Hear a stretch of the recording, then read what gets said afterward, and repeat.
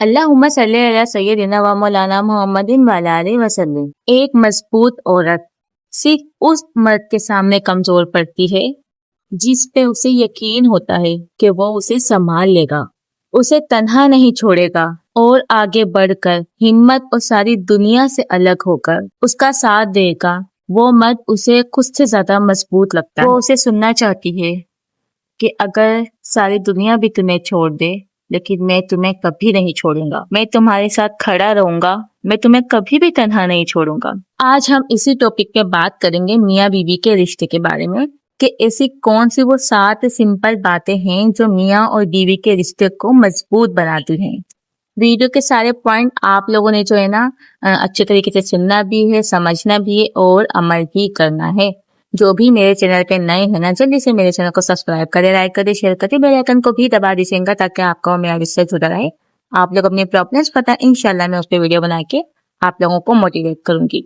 अच्छा, मियाँ और बीवी का रिश्ता होता ही इतना खूबसूरत है, लेकिन सिर्फ ना एक नजरिए की बात होती है। बहुत दफा ऐसा होता है कि शोहर जो है ना वो बीवी को नहीं समझता और बहुत दफा ऐसा होता है कि बीवी शोहर को नहीं समझती। दोनों की गलती होती है, कुछ मिसअंडरस्टैंडिंग वगैरह हो जाती है जिसकी वजह से उन दोनों की जो मोहब्बत होती है ना पहले जैसी, वो बिल्कुल खत्म हो जाती है कहीं ना कहीं। तो आज हम इसी टॉपिक पर बात भी करेंगे और वो पॉइंट मैं आप लोगों को बताऊंगी। तो टाइम वेस्ट किए बगैर हम जल्दी से अपने टॉपिक की तरफ चलते हैं। सबसे पहली बात, मोहब्बत का इजहार करते रहना चाहिए। कभी कभी हम सोचते हैं कि पार्टनर को पता ही है कि भाई हम उससे मोहब्बत करते हैं, लेकिन नहीं, कभी कभी अल्फाजों से बोलना भी बहुत जरूरी हो जाता है। कभी कभी ऐसा भी लगता है, ये भी तो हो सकता है कि सामने वाला जो आपका पार्टनर है वो यही सुनना चाह रहा हो कि आप खुद से उसके मोहब्बत का इजहार करें। बेशक हम दोनों को पता है कि वो भी आपसे प्यार करता है, आप भी उससे प्यार करती हैं, लेकिन कभी कभी ये जो कान होते हैं ना, ये चीज सुनने को तरस जाते हैं। आप याद करना कि आपने लास्ट दफा अपनी मोहब्बत का इजहार अपने शोहर से कब किया था। आपको शायद नहीं याद होगा, हो सकता है आप करती भी हो, लेकिन बहुत सी ऐसी बहनें होंगी मेरी जो ना तो अपनी मोहब्बत का इजहार करती हैं अपने शोहर से और शोहर भी नहीं करते। मैं एक साइड पे नहीं बोलूंगी, मैं दूसरे साइड का भी बोलूंगी, शोहर भी नहीं करते।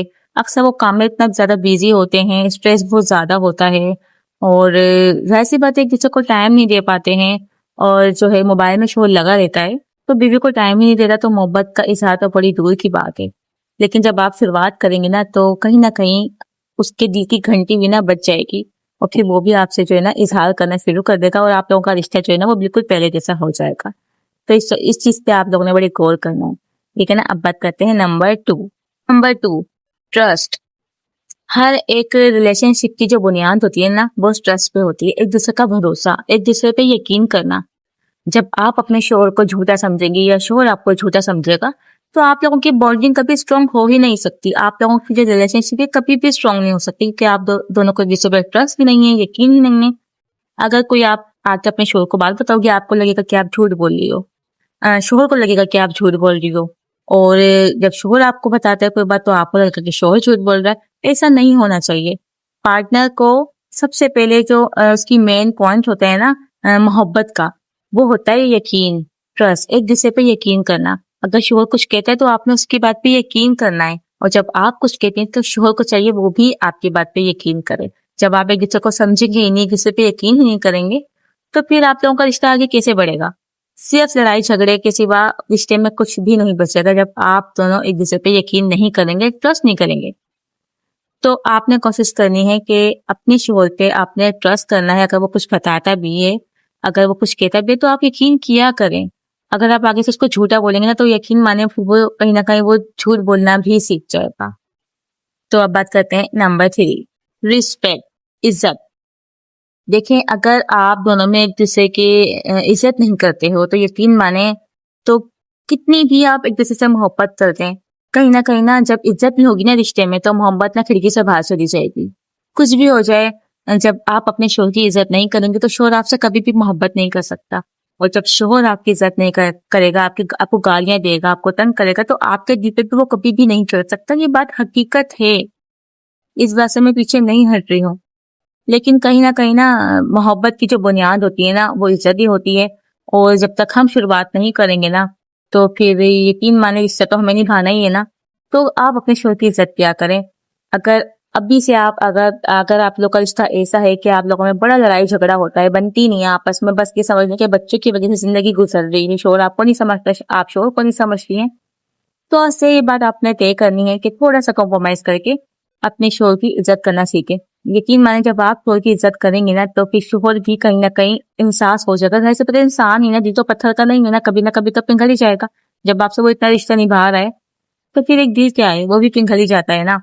तो जब आप अपने शोर की इज्जत करेंगे, थोड़ी सी मोहब्बत करेंगे ना, तो उसका दिल जो पत्थर का भी होगा ना, तो वो मोम का बन जाएगा। आप अपने शोर को इज्जत दोगी तो सामने से वो भी आपको इज्जत देगा।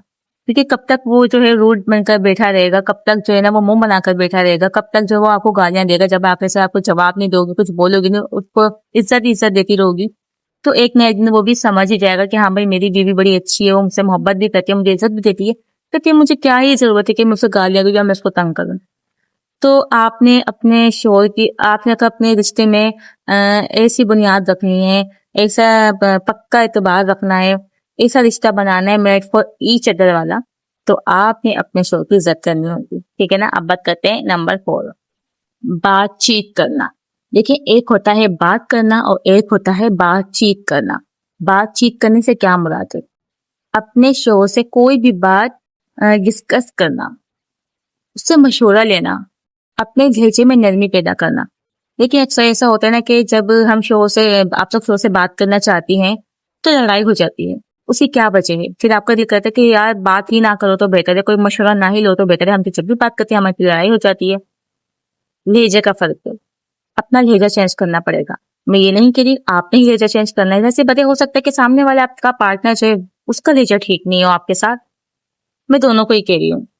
लेकिन अगर आपका लहजा खराब है, आप कुछ ऐसा करती हैं जिसकी वजह से जो है आप आपस में बातचीत नहीं हो सकती, तो फिर आपको अपने लहजा दुरुस्त करने का सोचना पड़ेगा। अदरवाइज आपने यही करना है, जब आपने अपने शोर से कोई भी बातचीत करनी, अपने लहजे में नरमी पैदा करो, मोहब्बत पैदा करो, धीमे लहजे में बोलो, चीख चीख के ना बोलो। ऐसा भी होता है ना कि अक्सर हम लोग चीख के नहीं बोल रहे होते, हमारी आवाज ही ऐसी होती है और सामने वाले को ऐसा लग रहा होता है कि शायद हम लोग रूड रूड बात कर रहे हैं या फिर जो है ना हम चीख रहे हैं, जबकि ऐसा कोई बात होती भी नहीं है। तो अगर ऐसा होता भी ना, तो आपने अपने लहजे में थोड़ी सी नरमी पैदा करनी है, थोड़ा सॉफ्ट करके बोलना है, ताकि सामने वाले को, आपके पार्टनर को यही लगे कि हाँ भाई ये मुझसे बात कर रही है, ये अपना भरम नहीं दिखा रही है। कुछ शोर ऐसे भी होते हैं ना कि उनको लगता है कि शायद ये भरम दिखा रही है, इस वजह से भी वो बात नहीं करते हैं। तो अपने शोर से बातचीत किया करें, प्यार मोहब्बत की बात किया करें, फिर छोटी छोटी सी चीजों का मशवरा लिया करें। अपने बच्चों के बारे में बताया करें कि भाई आज आपके बच्चे ने ये हरकत किया, आपके बच्चे ने वो हरकत करी है। ये भी एक बात करने का ना बहाना मिल जाता है मियाँ बीवी को ना। जब आप एक दूसरे से बात करेंगी तो जाहिर सी बात है बातों से ही बातें निकलती है ना। फिर हो सकता है कि आप लोगों में इतनी अच्छी बॉन्डिंग हो जाए कि एक दूसरे के बिना बात किए बगैर आप लोग रह ना सकें। एक आदत सी बन जाए कि ऑफिस से आते ही उसको ये लगे कि हाँ मुझे आज अपनी बीवी से बात करनी है, आज वो मुझे ये बताया कि आज घर में क्या हुआ था, आज बच्चों ने क्या किया था। और जिस दिन आप ये चीज मिस भी कर दोगे ना, तो एक ना एक दिन आपका ना खुद बोल देगा कि आज तुमने मुझसे बात नहीं करी, आज तुमने ये नहीं बताया कि आज तुम्हारा दिन कैसा गुजरा था, आज जो है ना बच्चों ने क्या किया था, आज जो है आपने पूरे दिन कैसा गुजारा है। ये सारी चीजें ना शुरुआत से ही होती है। जब हम शुरुआत नहीं करेंगे ना किसी चीज की, एक दूसरे के आसरे नहीं रहेंगे ना कि वो करे वो करे वो करे, तो इस तरह से क्या हो रहा है, सिर्फ टाइम वेस्ट हो रहा है, जिंदगी गुजर रही है और आप लोगों का रिलेशन जो है ना वो कमजोर होता जा रहा है। ठीक है ना। अब बात करते हैं नंबर 5, हर एक चीज का फैसला मिलकर करें, भले वो कोई सी भी चीज है। अगर आपकी अपनी कोई पर्सनल भी बात है ना, वो भी अपने शोर से पूछा करें, उनसे थोड़ा सा आइडिया लिया करें, फैसले दोनों मिलकर किया करें। और जब आपका शोर का यहाँ तक कि अगर जॉब का भी कोई मसला है ना, तो शोर को भी यही चाहिए कि वो अपनी बीवी से मशवरा ले, अपनी बीवी से वो पूछे कि मुझे इस चीज में क्या करना चाहिए। इस बात पे मैं आप लोगों को एक कहानी भी सुनाती हूँ कि एक बादशाह होता है, उसका जो है कारोबार बिल्कुल डूब जाता है, वो गरीब हो जाता है और वो बहुत परेशान होता है कि आखिर उसने कौन सी गलती कहाँ पे करी है। वो बहुत सारे लोगों को बुलाता है और सब उसे नए नए मशवरे देते हैं, लेकिन उसका किसी का भी मशवरा ना उसके दिमाग में नहीं बैठ रहा होता है, क्योंकि उसको पता ही नहीं चल पा रहा होता है आखिर उसने कौन सी गलती करी जिसकी वजह से उसका सारा का सारा कारोबार डूब गया है। तो एक वजीर होता है जो उसको इतना खूबसूरत जवाब देता है। वो उस बादशाह से कहता है, हर नुकसान एक सबक होता है, घबराओ मत, आगे बढ़ो, गलतियों से सीखो और एक नया रास्ता इख्तियार करो। बादशाह को उस वजीर का ये जवाब इतना पसंद आता है, वो उससे पूछता है कि ये तुम्हारा तो मुझे जवाब नहीं लगता, ये किसी आदमी की अकल नहीं लगती। तुम्हें सच सच बता, तुम्हें ये बात किसने बोली है? ये वो बताता है कि मुझे मेरी दीदी सिखाती है कि इंसान जो गलती करता है ना, उससे वो कुछ ना कुछ जरूर सीखता है। तो हमें कभी भी ना अपना गम लेकर नहीं बैठना चाहिए, हमें हमेशा आगे बढ़ना चाहिए। अगर आपसे कोई गलती हो गई है, कारोबार में आपको लॉस हो गया है, तो आप उससे सीख के भी हम आगे बढ़ सकते हो, कोई नया रास्ता इख्तियार कर सकते हो। तो कहने का मतलब ये है कि हमेशा जो है ना, मियाँ बीवी को ना हर एक फैसला ना मिलकर करना चाहिए। जब आप मिलकर फैसला करोगे ना, तो आपके भी मसले जो है ना बहुत जल्दी हल हो जाएंगे। एक अकेला इंसान कुछ नहीं कर सकता। और जब मियाँ बीवी आपस में जो है ना, जब आपकी अंडरस्टैंडिंग अच्छी होगी, आपकी मोहब्बत अच्छी होगी, तो वो बहुत कुछ कर सकते हैं। नंबर 6, माफ कर देना। वो बात तो सुनी होगी ना कि माफी मांगने से कोई बड़ा छोटा नहीं होता, और जो माफ कर देता है उसका दिल बहुत बड़ा होता है।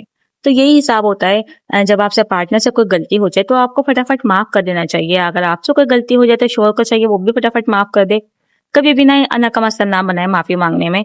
देखें, जब हम लोग इतनी गलतियां करते हैं, हम इंसान से इतने गुनाह होते हैं, तो हम भी अल्लाह ताला से क्या उम्मीद रखते हैं कि अल्लाह पाक हमारे सारे गुनाह माफ कर दे।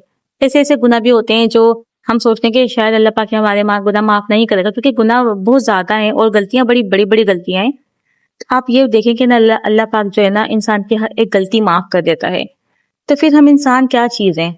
हम तो एक छोटी सी गलती माफ नहीं कर सकते, अपने शोहर की गलती माफ नहीं कर सकते, और जो शोहर है वो बीवी की गलती माफ नहीं कर सकता। तो हमेशा जो है ना इंसान को ना माफ करने वाला बनना चाहिए, क्योंकि माफ करना जो है ना अल्लाह पाक को भी बड़ा पसंद है। हमेशा अपने दिल से जो है ना उल्टी सीधी बातें निकालनी चाहिए, ओवर थिंकिंग नहीं निकालनी चाहिए, दिल को साफ रखना चाहिए। और माफी मांगने माफ करने का क्या मतलब है कि जब आप किसी को माफ कर रहे हो ना, तो अपने दिल में ना उसके लिए नफरत जो है ना वो उसे खत्म करना पड़ेगा। ऊपर ऊपर से माफ नहीं करो, अंदर से भी आपको माफ करना पड़ेगा। तभी सही वाली माफी होती है, तभी रिश्ता जो है ना वो आगे बढ़ता है, मजबूत होता है। कि पुरानी बातों को भूल जाओ, गलतियों को भूल जाओ और नई तरीके से अपनी जिंदगी की शुरुआत करो। बेशक मुश्किल है लेकिन नामुमकिन नहीं है। जब हम अपने अल्लाह ताला से ये उम्मीद रखते हैं, तो हमें चाहिए कि हम भी जो है ना इस तरह का बने कि हम दूसरों को माफ करना सीखें। अब बात करते हैं नंबर 7, एक दूसरे को टाइम देना। होता है ना कि शोहर जब ऑफिस से आता है वो बीवी को टाइम नहीं दे रहा होता है, बीवी बच्चों में लगी रहती है, वो शोहर को टाइम नहीं दे रही होती है। जबकि दोनों को ही कहीं ना टाइम निकाल के एक दूसरे को टाइम देना चाहिए।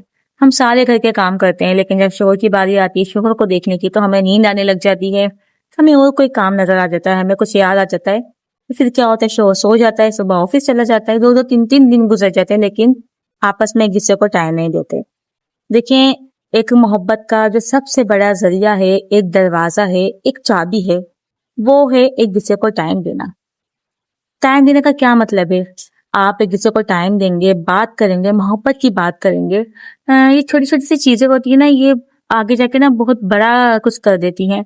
जब आपकी अंडरस्टैंडिंग इस उम्र में भी अच्छी है ना अपने पार्टनर के साथ, तो आप यकीन माने, जब आपकी एक एज आएगी ना, सबसे ज्यादा मियाँ बीवी को एक दूसरे की जरूरत होगी। तो आप लोगों का जो रिलेशनशिप होगा ना वो इतना स्ट्रांग होगा कि आपको उस उम्र में भी ना किसी की जरूरत नहीं पड़ेगी सिवाय एक दूसरे की। देखा होगा ना आपने, बहुत से जैसे कपल होते हैं कि वो बुढ़ापे में भी एक दूसरे से इतनी मोहब्बत कर रहे होते हैं कि उन्हें किसी की फिक्र नहीं होती, सिर्फ आपस में एक दूसरे से बहुत मोहब्बत होती है, आपस में एक दूसरे की फिक्र होती है। और कहीं कहीं तो ऐसा भी देखा है कि जो अपनी पूरी जवानी में लड़ते आए ना, वो बुढ़ापे तक लड़ ही रहे होते हैं। मोहब्बत का तो उनके अंदर ना कोई वजूद ही नहीं होता है, सिवाय लड़ाई ही रह जाती है। तो ये सारी चीजें ना शुरू से ही होती हैं। जब आप शुरू से ही एक दूसरे का रिलेशन इतना कमजोर रखेंगे, तो बुढ़ापे तक वो रिलेशन आपका कमजोर ही रहेगा, वो कभी भी मोहब्बत में नहीं बदल सकता।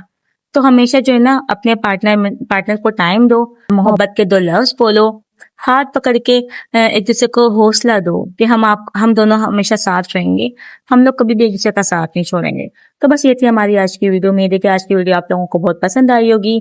कमेंट में अपनी राय का इज़हार जरूर करना, और जो है कमेंट में आप लोग मुझे ये भी बताना कि आज की वीडियो आप लोगों को कैसी लगी है। मिलते हैं नेक्स्ट वीडियो के साथ। अपना बहुत ज्यादा ख्याल रखना, दुआ में याद रखना। अल्लाह हाफिज।